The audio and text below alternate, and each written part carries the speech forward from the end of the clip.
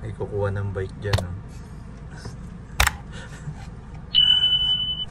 Pick up. Check upin natin kung maganda. Gaya-gaya. Babike din daw siya.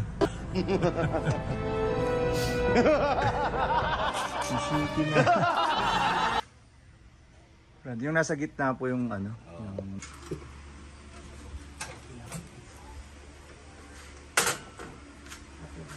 Sige lang. Abuti po ba ako na? Hindi, nakahanap ako sa ano.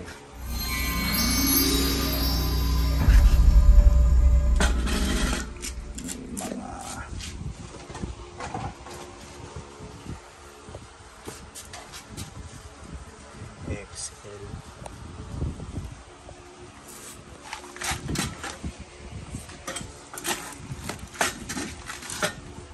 Na-stuck na rin. Maghanap pa naman. Bakit kaya ilang ano? Yung kulang na rin.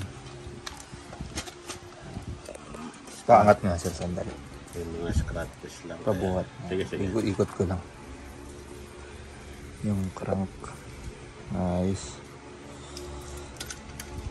Ano pa? Sige.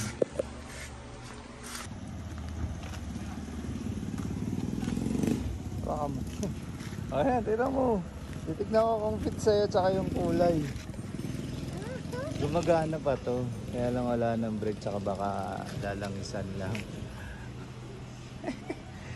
Ikaw magbuo niyan, bahala ka dyan. Ganda ng kulay.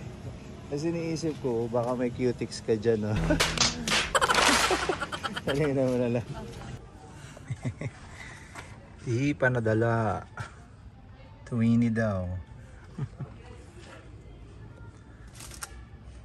Inisin natin, detail natin.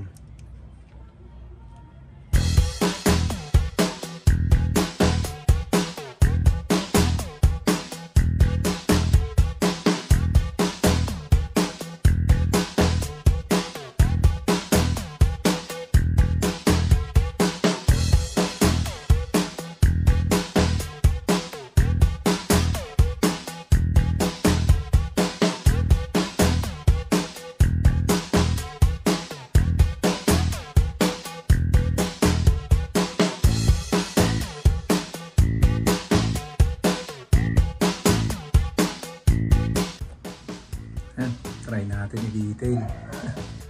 May mga medyo kailang natawaran naman eh. May mga dents na malalalim. It's all good. Kape sa tanghali. Tingnan muna natin. Natin ito mga to.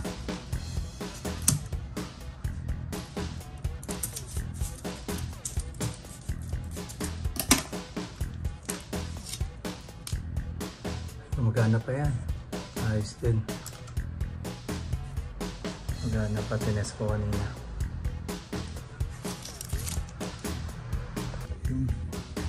Europe, Canada din. Cutics na lang yan. Pero bali. Ang RD. Yung lagayan. Tutuwid pa. So yun lang. Pa.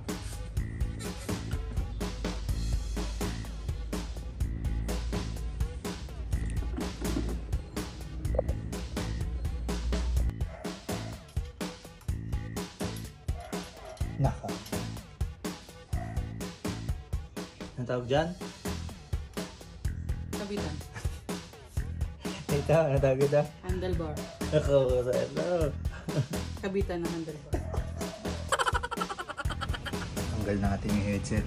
Ayos na ayos pa. Kasi may thread pa siya. Thread type.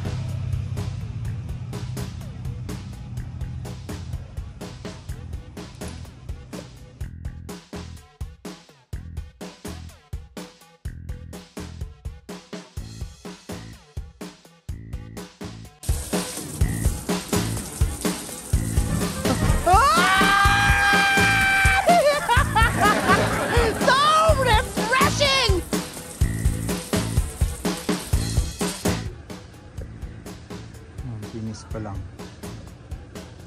Pa natin na hand buff yan for polishing. Pero natanggal na natin yung mga adhesive, mga sticker adhesive residue. Dry lang natin ng konti, ibabuff natin, polish.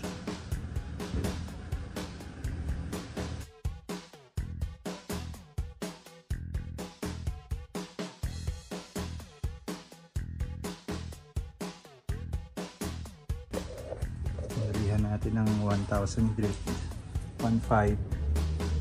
Medyo ano yan, dry out. So papolish natin. Nasa kaming tablet. Parang ganda nga ng matte eh. Kaya lang masira eh. May mga malalalim eh. Kaya daanan muna natin ang rubbing compound before polish. May mga maligas-gas pa eh. Hindi kaya ng liha. At pangit magdiin sa liha eh. Baka matuklap mo na yung pintura.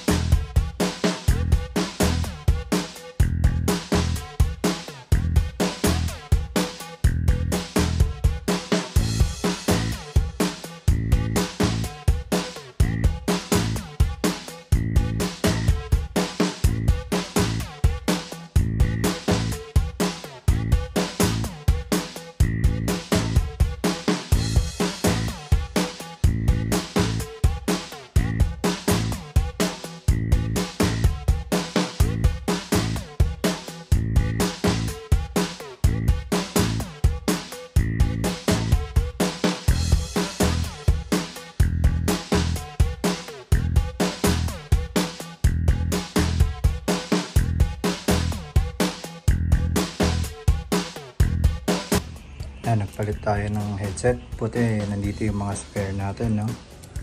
Kasi ito gagamitin natin to kasi mas fresh yung galing doon sa kabila. So, palit tayo ng headset at stem. Yan, gagamit natin yung straight bar. Palit natin.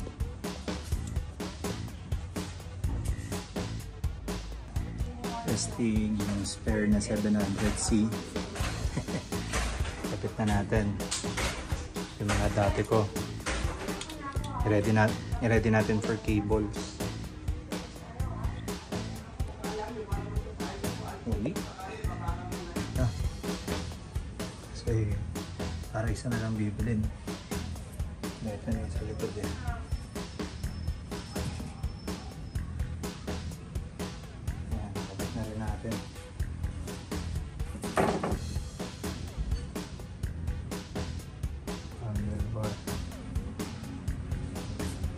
Medyo kailangan pa natin ng takip sa ibabaw. Ito, kulang tayo ng pyesa. Tapos kabitin natin ito. Blade driver.